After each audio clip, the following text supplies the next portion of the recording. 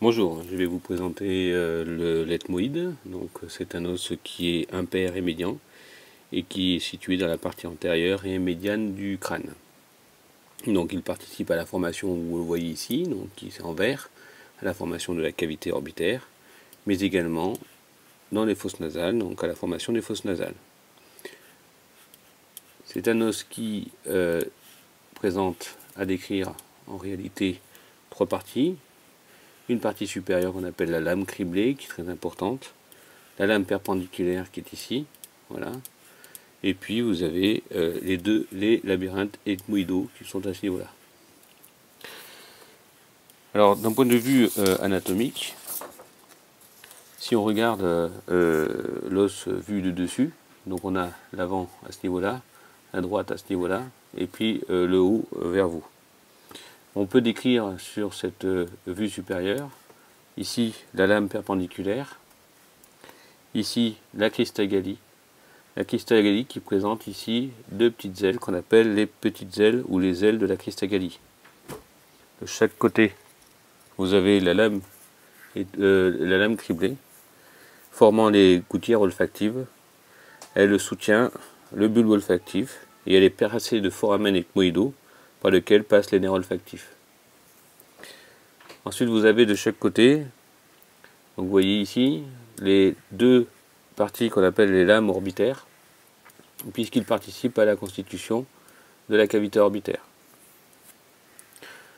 On peut voir, mais ici sur cette structure on ne le voit pas, mais habituellement on peut voir les cellules ethmoïdales à ce niveau-là, lesquelles cellules ethmoïdales seront en rapport avec les cellules frontales pour constituer les sinus de la face.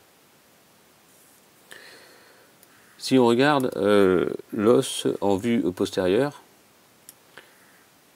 donc on est toujours ici à la droite, à ce niveau-là, et puis la face postérieure, donc vers vous, eh bien on retrouve ici la lame criblée à ce niveau-là, la lame perpendiculaire, et on remarque que se trouvent des structures, ici le cornet, donc le cornet nasal supérieur et le cornet nasal moyen. Alors au-dessus du cornet nasal supérieur, eh bien, se trouvent les sillons verticaux et défilés olfactifs.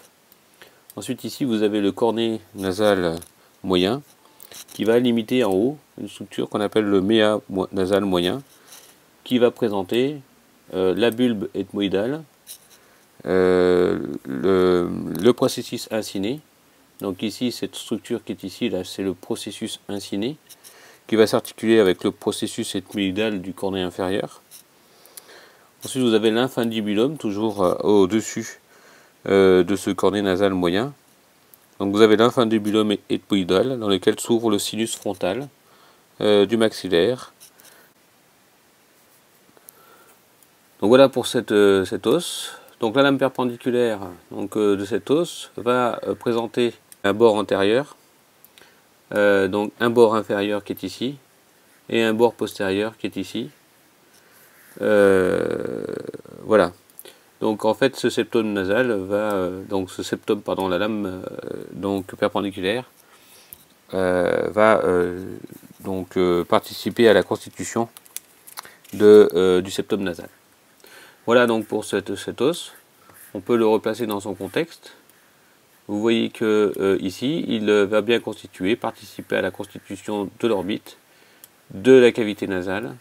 Mais si donc on enlève le pariétal, on voit bien qu'ici, il va participer à la constitution en partie de